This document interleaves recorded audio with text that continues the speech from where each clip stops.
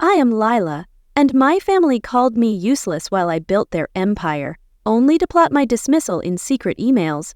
They thought they'd erase me from the company I shaped, but my grandfather's hidden legacy gave me the power to rewrite their script. Stay with me, because the moment I uncovered their betrayal was just the beginning of a truth they never saw coming. That's what you do when you're the quiet daughter. You stay useful until someone decides even that isn't enough.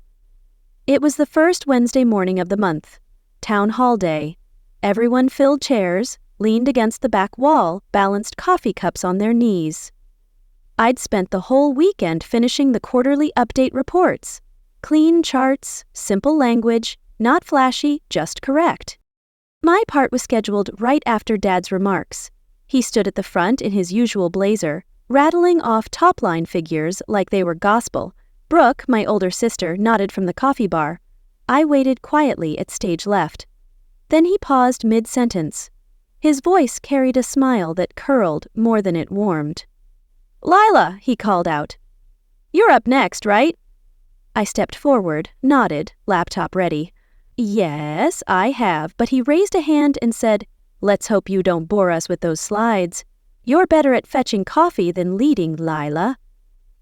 It landed like glass shattering across the floor. Nobody laughed louder. My mouth opened, but no sound came. I scanned the room for a familiar eye. Instead, I caught Brooke smirking, as if she'd orchestrated the moment. That was the thing about silence. It didn't scream, it just swallowed. I backed away without finishing my thought. Victor Hayes, my father, moved on without missing a beat. The meeting continued. I did not. Walking back to my office, I could feel it, the absence of eye contact, the stiff smiles. A few staffers gave the awkward half nod. My heels felt heavier than usual against the hallway floor. Inside my office, I closed the door gently and sat at my desk. I didn't cry. I never do at work, not since that one time back in 2012 when an intern saw me tear up after a lost pitch and told someone I was fragile. I opened an email forwarded from my mother's account. It must have slipped past her filters. The subject line read, "Transition Plan, Reassigning Lila's Duties." My stomach turned. The message was part of a thread sent from my mother to my father, then to Brooke, casual, like they were discarding my life's work. Best to let her go quietly, say it's time for her to pursue new growth. She'll cry for a week and then move on, Brooke replied. She's too spineless to fight back. And then from my mother, agreed. She'll never suspect we planned this years ago. I stared at it for minutes, maybe longer. That betrayal was a quiet dagger, twisting deeper with each word. I clicked the email closed, then sat still for what felt like forever. I thought about the job offers I'd turned down from other companies. The Christmas Eves I spent in the office while Brooke was in Vail. The time I rewrote a whole proposal over Thanksgiving dinner because my dad forgot his talking points. I remembered the look on my mother's face every time I spoke at a meeting. And now this. They were firing me in secret, quietly, because they didn't think I'd make a scene. Because they didn't think I was anything more than convenient. But they forgot something. Something crucial. I reached over to the bookshelf beside my desk and pulled out a small wooden box. Old, polished. It used to sit on my grandfather's desk before he passed. Inside was a letter I hadn't opened in 6 years. It wasn't the right time back then, but maybe it was now. I held it for a moment, feeling the weight of it in my palm, and I whispered, "I'm ready to fight, Grandpa, just as you knew I would." The next morning, I got dressed slower than usual. There was no meeting invite on my calendar, at least not one with my name on it. Still, I showed up. Not out of defiance, not yet, just habit. After 12 years, you don't just stop showing up because someone decided you don't belong anymore. At least not overnight. When the elevator opened onto the executive floor, the air was already humming with the low murmur of conversation. I could hear voices from the conference room, Brooke's laugh, the clink of coffee cups, someone pulling out a chair. I headed toward the glass door, reaching for the handle, locked. Behind me, the receptionist, Avery, rushed toward me. "Oh, Miss Lila, I'm so sorry. I meant to catch you earlier." I turned slowly, hand still on the metal handle. "What's going on?" She gave me a tight, nervous smile. "It's just, the leadership strategy session this week is limited to executive alignment only. Isn't that what I'm here for?" Her face flushed. I think they meant senior alignment, like, direct leads." I didn't move. I could see them through the glass. My father at the head of the table, Brooke beside him flipping through a slide deck I'd created. Beside her, Diane, my mother, not a company employee, just there like always. Avery shifted awkwardly. "There wasn't a name tag for you this time. It's fine," I said quietly. I stepped aside, standing against the wall like an intern, hoping for a hallway nod. From inside the room, someone made a joke. Laughter followed. I caught Brooke's voice again. There was no chair for me in that room. There hadn't been for a long time. I just didn't see it until the door was locked. By 5:45 that evening, I found myself pulling into the circular driveway of my parents' house in Boulder. Inside, the smell of roast chicken filled the air. My mother greeted me with a distracted kiss on the cheek. Brooke was there too, of course, glowing in her soft beige cashmere and gold jewelry. She held a glass of wine like she was born with it. "Oh, you're here," she said, not a greeting, an observation. "Just in time," my father added, setting down a bottle of Merlot. We were about to toast Brooke's award. I froze. Award? Brooke smiled. "Tech Colorado honored me this week. Strategic excellence in brand stewardship." I forced a smile. "Congrats."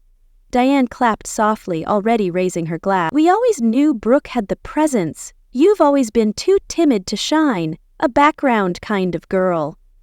I don't remember sipping the wine, just holding it, feeling the stem against my fingers like a tether to reality. Dinner was served on bone china. My mother wore pearls. My father told stories about when the company was just an idea, and Brooke laughed at all the right moments. Midway through dessert, Victor turned to her and said, "Oh, and take the company card with you for that speaking trip.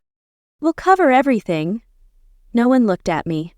After the last fork hit the plate, my mother stood and gathered a few empty glasses. Then she looked at me and said, "Lila, could you help clear the rest?" I nodded. Of course I did. That's what background girls do. As I carried dishes into the kitchen, I passed the living room. On the mantel was a framed photo of the three of us, me, Brooke, and my parents from a trip to Portland. Except it wasn't the original photo. I could tell in the version I remembered I was in the middle. In this one, Brooke was centered. They'd erased me from our history as if I'd never existed.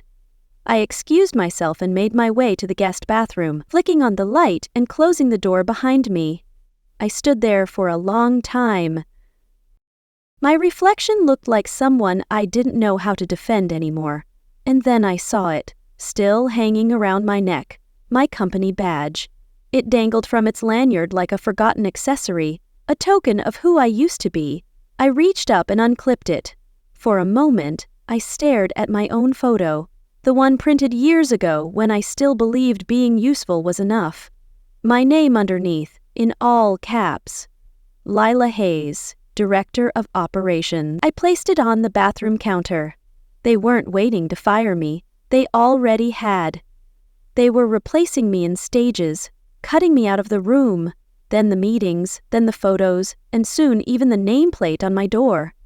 I gripped the edge of the sink and steadied my breath. They were grooming her. Brooke. She was the face, the voice, the golden one, and I had been erased before I knew I was vanishing, but Grandpa knew this was coming. He saw the writing long before I did, and he left me a way through. The next morning, I drove west, away from downtown traffic, and out past the line where Boulder gives way to older roads and older stories. The estate sat quiet on the edge of a ridge like it always had, stoic, unbothered, a place where time kept to itself.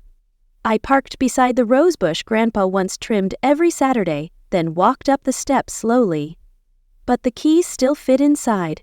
The air held a faint mix of dust and pipe smoke. I crossed the foyer, passing the grandfather clock that hadn't worked since he died. and turned left into the study no one visited anymore. Nothing had moved. The same books lined the wall-to-wall shelves. His desk, walnut, solid, scarred with use, waited beneath the tall window.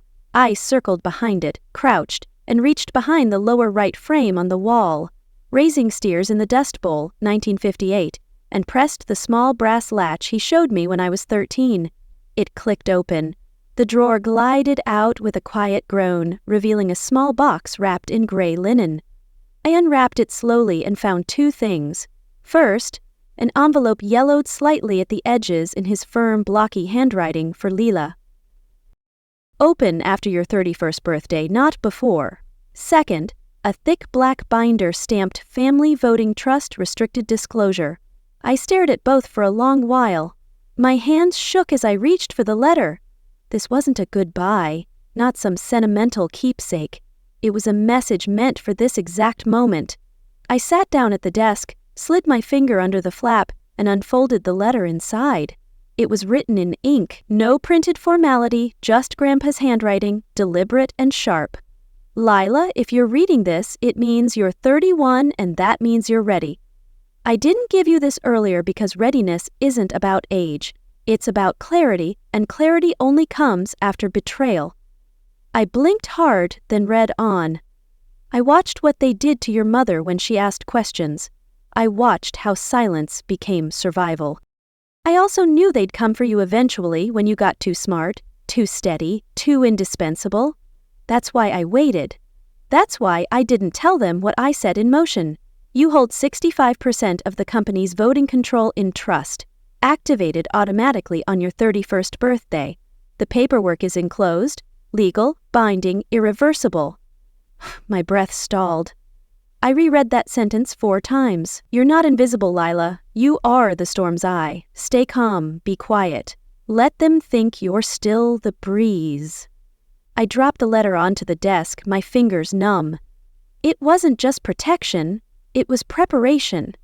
He'd seen the shape of this before I had a name for it. The lockouts, the whispers, the credits handed to someone else. And he gave me the antidote. I realized they'd underestimated me, but Grandpa saw my strength all along. I closed the binder gently, tucking the letter inside the front sleeve. My hand hovered over the badge on my chest. Then I stood. I stepped into the hallway and pulled out my phone. There was only one name I needed to call. Mr. Walsh picked up on the second ring. Lila, he said. I wondered when I'd hear from you. I didn't waste time. It's time. There was a pause. You have 4 business days to set the stage, he replied. No one suspects a thing. We ended the call without further pleasantries. I didn't smile. I didn't cry. I went back into the study, picked up my badge from the corner of the desk, and slipped it over my head. But this time, I didn't wear it to belong. I wore it to remind myself the girl they tried to erase was the woman holding the pen. Now, I didn't sleep much the night before the gala. It wasn't nerves. It wasn't excitement either. It was a kind of calm I hadn't felt in years, like when you're watching a storm come in and, for once, you're not trying to outrun it. I arrived at the hotel just before 6:30. The valet greeted me politely. I walked in, alone, past the clinking glasses and small-talk smiles, and stepped up to the welcome table. Hi, I said with a quiet ease. Lila Hayes? The young woman checking the list blinked at her tablet. Her mouth pinched slightly. Oh, we didn't have you confirmed, she said. Most people said you wouldn't be coming. That sentence sat between us. She scanned the names again, then reached beneath the table and handed me a place card that read, Depart Liaison, no title, no team, not even my name. They'd planned to humiliate me even here. There's a seat behind the AV column, table 12, behind the column. I gave her a gentle nod and walked into the ballroom. Tables bloomed with white roses and silver menus. Brooke stood near the center table, posing with 2 executives and a photographer. She wore gold. Of course she did. I found table 12. It was close enough to hear the music, but not enough to feel like I was part of anything. My place setting had been hastily added. I didn't eat much. just picked at the salad and nodded politely when someone tried to make small talk about quarterly forecasts. Then the lights dimmed and the stage lit up. "Tonight," the MC boomed, "we honor the recipient of the Leadership Legacy Award, Brooke Hayes." Applause thundered, camera flashes, someone whistled. A video montage played showing highlights from major campaigns, outreach programs, brand pivots, smiling staff, boardroom moments, celebration shots. And then there it was, a photo from the project I'd led 4 years ago, the rebrand that pulled us out of a steep decline. Except I wasn't in the photo. Everyone else was. It remembered the exact moment that picture had been taken. I'd stepped out of frame to adjust the lighting on a demo board, left for 2 minutes. And that 2 minutes erased me entirely. It wasn't accidental. It never was. I stayed seated through the speech, the applause, the clinking of glasses. I didn't clap. I didn't stand. I just watched. Not because I didn't care, but because I was studying the architecture of the illusion. They wanted the world to believe she built it all, that I had no hand in anything, but I was the one holding the blueprints. That following Thursday, I arrived at the office earlier than usual. My key card let me into the parking garage without a hitch. I rode the elevator up to the executive floor and swiped my badge at the security door.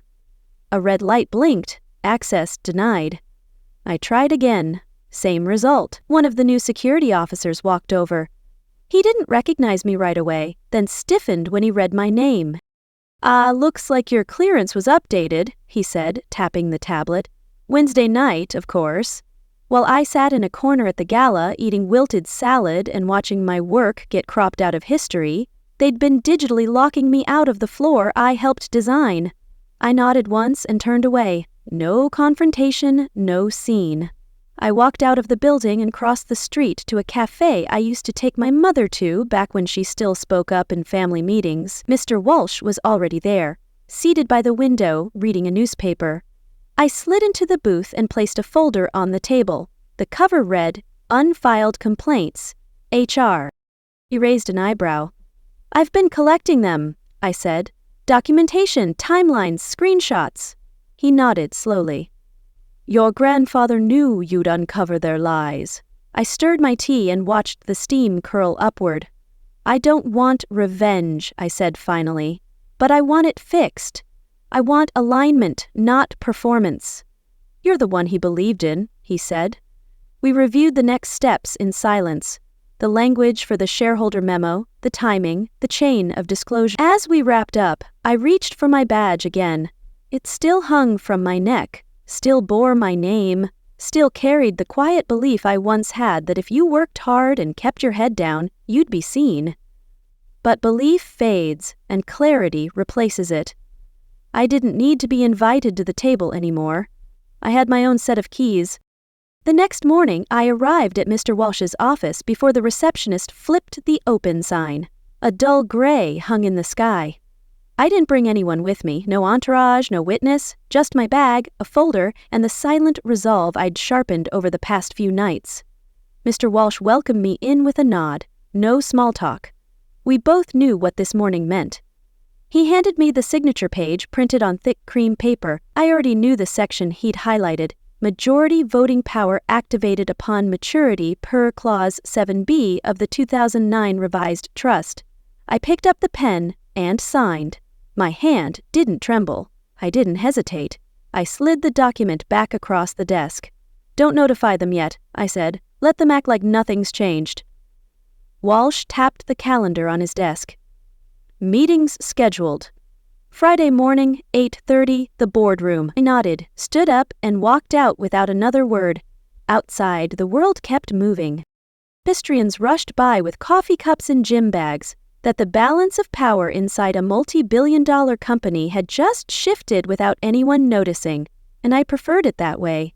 That night, I couldn't sleep. I lay on my back, watching the shadows move across the ceiling. My mind kept replaying moments I hadn't allowed myself to feel fully until now.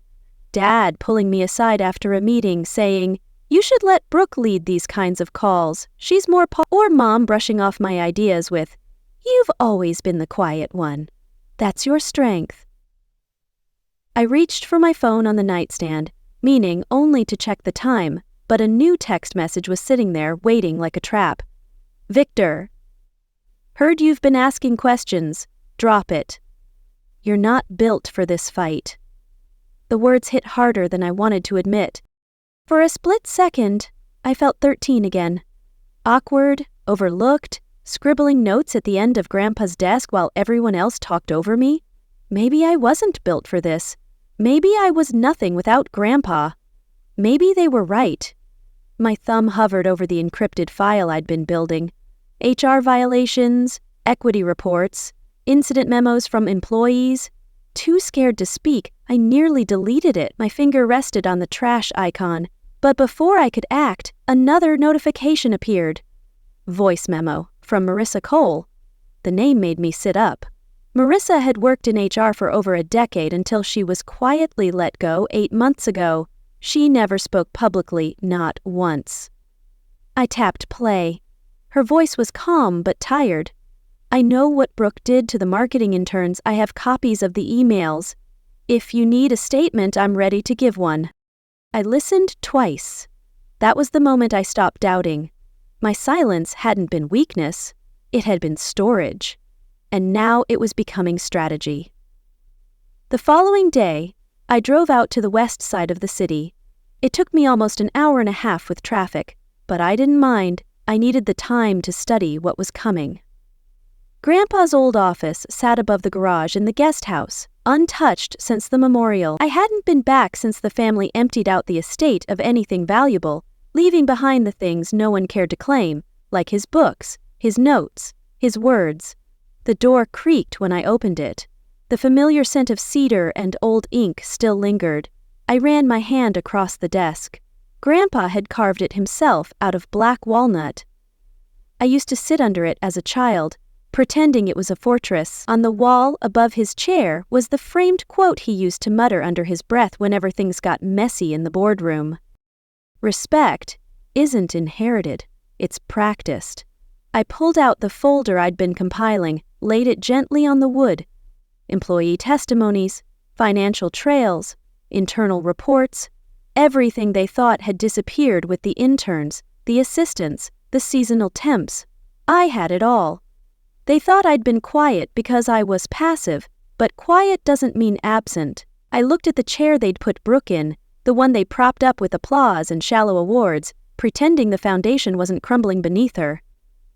They'll face me on Friday, and I'll expose their house of cards. I closed the folder and stood up. This time, I wouldn't interrupt or plead. This time, I'd speak last. Friday morning came with the kind of stillness that feels like it's holding its breath. I stood in the mirror longer than usual, not to adjust anything, just to acknowledge myself. I wasn't dressing for them. I wasn't hoping for approval. A fitted navy blazer, hair pinned back, a leather folder under my arm, and a key in my voice they hadn't heard yet. The elevator ride up to the 22nd floor was quiet. I didn't speak to the assistant, who offered me a cautious glance. I didn't glance back. By the time I reached the double doors of the boardroom, they were already deep in discussion. Through the frosted glass, I heard Evan's voice, loud, confident. Projected Q4 growth will exceed 15% if we continue our current trajectory. I've consolidated metrics from PR and digital operations. I pushed open the doors. 11 heads turned. Evan blinked. Excuse me, Lila, this is a closed session, executives only. I walked in without a word, stepped to the head of the table, and placed my folder down, slowly. I'm not here as staff, I said calmly. I'm here as majority shareholder. Silence broke over the room like a dropped glass. A few looked to Evan. One board member chuckled uncomfortably. Another fumbled his pen, dropping it onto the binder in front of him. I pulled the folder open and slid a copy of the notarized documentation across the table. Clause 7B of the 2009 Revised Trust, effective upon my 31st birthday, 65% voting rights, activated, signed, sealed. A woman to my left adjusted her glasses and began reading. Someone else whispered, "This has to be a mistake." I folded my hands in front of me. You can dispute the emotion, I said evenly, but you can't dispute the law. Evan tried to recover his footing. Lila, this is highly irregular. No one informed us of... That's the point, I said, cutting through. You weren't supposed to be informed yet. No shouting, no spectacle, just fact. Undeniable, printed and signed. I let the silence linger, let them sit in it. Then I handed out another set of folders, one for each person at the table. These are HR complaints that never reached resolution. Project performance reports altered after review. And this, I tapped the third section, is a comparison of raw data versus what Brooks' department submitted to the press, inflated by 250%. Evan's neck flushed crimson. A soft chime echoed as I tapped the speakerphone button on my phone, already connected to a recording. A man's voice played through the room, confident, dismissive.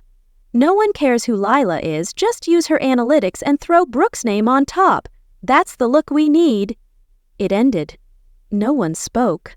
I'm not here to retaliate, I said. I'm here to recalibrate. Evan stood. You're destroying everything we built. I shook my head. This is compliance. I turned to the board chair. As per company bylaws, I'm motioning to remove Evan Carter from the position of Chief Operating Officer, effective immediately. The chair, a man who'd known my grandfather, glanced at the documents, then at me. With your majority stake, motion carried. Evan's jaw clenched. He looked around the table, waiting for someone, anyone, to challenge it. No one did. He shoved his binder into his briefcase, stormed out without looking back. Brooke sat motionless, her lips tight, her eyes burning holes through the tabletop. She didn't speak. I didn't need her to. For the first time, I didn't flinch. For the first time, they weren't looking through me. They were looking at me. They thought I'd come back begging. I came back holding the keys. The morning after the boardroom shift, I sat at my kitchen counter, the mug in my hand growing colder by the minute. Sleep hadn't come easy, not because of regret, but because the silence that followed power was louder than I'd imagined. I watched the sky lighten over the backyard. Then my phone buzzed, an email notification from the Boulder Times. Subject: Family Empire's Hidden Battle, Shareholder Coup or Legacy Reckoning. I blinked. I hadn't spoken to anyone. I hadn't sent a thing, but someone had. The article was front page. It detailed the trust, the voting shift. It named me Lila Hayes, the silent architect of reform. And it didn't hold back. There were quotes from former employees, anonymous staff.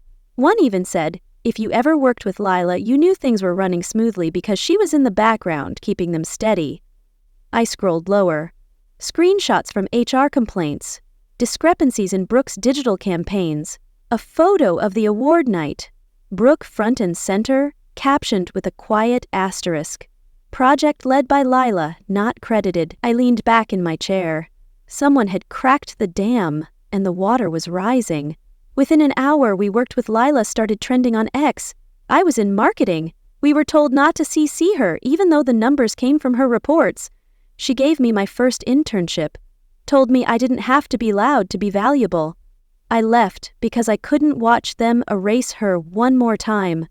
The world saw their lies, and my truth was finally heard. I was still reading when the phone rang. My mother's name lit up the screen. I answered. She didn't say hello. You humiliated us, she hissed. Her voice cracked like glass. Brooke won awards. She was the face of this family, and now you drag our name through the dirt to look like a martyr. I didn't raise my voice. You taught me not to shout, I said. You just never thought I'd use silence to dismantle you. She paused. I could hear her breath hitch. Then she hung up. An hour later, a text from my father buzzed through. If your goal was to ruin your family's name, congrats. They didn't care about the truth, only their shattered illusion. By early afternoon, I was back at the office. Walking the hallway felt different now. People looked up when I passed, not with fear, but with something close to acknowledgement. Some nodded, others said nothing but held eye contact longer than before. Near the break room, a young man stood beside the coffee machine. He looked like he wanted to shrink into the floor, but as I passed, he stepped forward. I just wanted to say thank you," he said. I turned to him. We didn't think anyone would ever listen, especially not someone in your position. He wasn't asking for anything, just saying it out loud. I nodded. I didn't say a word. But I didn't walk away either. I stayed in that break room, poured myself a cup of lukewarm coffee, leaned against the counter. We stood there in silence. It wasn't awkward. It was steady. And for the first time, I realized something. Maybe power doesn't isolate you. Maybe it just reveals who was never standing with you in the first place. Friday morning arrived with that odd hush that falls before a storm. Not loud, not panicked, just a kind of suspended quiet. But this time, I didn't flinch. I stepped out of the elevator onto the executive floor. The hallway smelled faintly of cologne and cold ambition. I walked in exactly at 8:30. The room was full, the same long walnut table, the same suits. Evan sat near the projector, flipping through charts. Brooke had claimed the corner chair draped in white silk, but she wasn't alone. Her lawyer sat beside her. My father leaned forward across the table, fingers steepled, eyes on me like I was a child interrupting grown-up talk. I didn't sit. Brooke's voice rang first. "I'd like this meeting to begin with an acknowledgement," she said smoothly, sliding a file toward the center. "We believe Lila has engaged in serious abuse of trust and misappropriation of assets, specifically from grandfather's estate." Her lawyer adjusted his glasses, opening the document. "If the board reviews Article 14B, you'll see the evidence of irregular authorizations signed by Miss Hayes, bypassing proper channels." I waited, then turned to Mr. Walsh, already seated in the corner, calm briefcase resting neatly on his lap. He stood slowly and said with quiet finality, "That document was void in 2016 by your father." He pulled out a single page, yellowed, stamped, and notarized. "I have the revocation here, filed legally, amended, and signed. Your family may not remember it, but the law does." Their desperate lie crumbled before my truth. The silence cracked open like glass under heat. Evan stopped mid-sip of water. Brooke's lips parted, but no words came. My father paled. No one spoke. I moved to my seat, head of the table, and placed a folder in front of me. "This isn't about emotions," I said plainly. "This is about stewardship." They didn't nod. They just watched as if realizing too late that I wasn't bluffing. "I'm submitting a motion," I continued, "to formally dissolve all family-held executive positions effective immediately and move this company to a merit-based leadership model." The board chair, an older man who had once patted my head in the hallway, looked at me long and hard. Then he looked at the others. "You have the votes?" he asked softly. I slid the tally sheet forward. "I do." The votes were cast and counted and done. It wasn't loud. No shouting, no tears. Victor sat stiff, his jaw locked. Brooke didn't look at me, just stared down at her perfectly manicured nails. The board chair stood. Motion carried. Evan gathered his papers in silence and walked out. Brooke followed, silent. My parents didn't say goodbye. Later that afternoon I sat in the same boardroom, but this time the table looked different. It wasn't the wood or the lighting, it was the people. Across from me sat analysts, software engineers, 2 HR directors, folks who'd been with the company for years but had never spoken in this room. Now they were here and I wasn't speaking much. I was listening. A woman in her late 50s from finance raised her hand. "We've always had ideas, but we didn't think they mattered." I looked around. "They do now," I said, then leaned back, letting the room breathe. Outside the window, Boulder's skyline blinked gold beneath the setting sun. I could almost see Grandpa there, and I exhaled. I hadn't just survived their plan. I'd rewritten what power looked like in this room. It's been 18 months. Same building, same elevator hum, same skyline brushing against the front range in the distance, but everything inside feels different now, like the walls finally exhaled after years of holding their breath. The executive suite isn't carved in polished walnut anymore. We swapped it for warm oak, soft lighting. On one wall, we hung a sign that simply reads, "Listening first, titles later." I walk past the new HR suite where a circle of chairs replaces the old glass desk.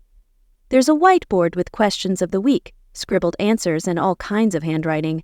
I hear someone laugh from the break room. Real laughter, not the tense kind that floats around when people are performing. And just like that, I realize they're not afraid anymore. That's the legacy I care about. Not statues, not plaques, but air. Breathable, honest air. My corner office has changed too. Gone are the framed degrees and magazine features. Now it holds one plant, a comfortable chair, and shelves filled with books people actually borrow. In my bottom drawer, there's an envelope I've never mailed. Cream cardstock, handwritten, addressed to two people who once shared a roof and a last name with me. Inside it only says one thing. You could have had both daughters, if only you didn't need one to disappear. Some days I think about sending it, but then I remember. Silence isn't a wound for me anymore. It's a wall I built for peace, not punishment. I keep it sealed. That silence is my boundary. Around mid-afternoon, someone knocks softly and enters holding a photo frame. It's one of the old gala pictures from the year I stepped back in. I remember that night. My name wasn't printed anywhere, my role was blurred, and in this very photo, I'm half out of frame, standing awkwardly behind Brooke as she accepted an award built on work I'd done. The young employee hesitates. Should I take this down? Replace it? I study the image for a beat. No, I tell her. Let it stay. It's a reminder of the shadows I'll never let anyone else endure. She nods, then hands me a second photo. This one's from just last week. Same company, same building, but no one's cropped out. Everyone's laughing. It's not a staged event, just a moment caught in motion, alive. I walk with her down the hallway and pin it right below a new plaque we installed last month.